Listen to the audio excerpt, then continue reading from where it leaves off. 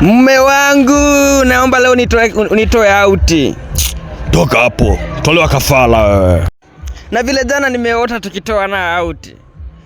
Hujawahi kuota ukitolewa kafara? Takutoa kafara nipate pesa. Mimi Petra ya ndoa isisababishi, sio sababu ya kunitesa.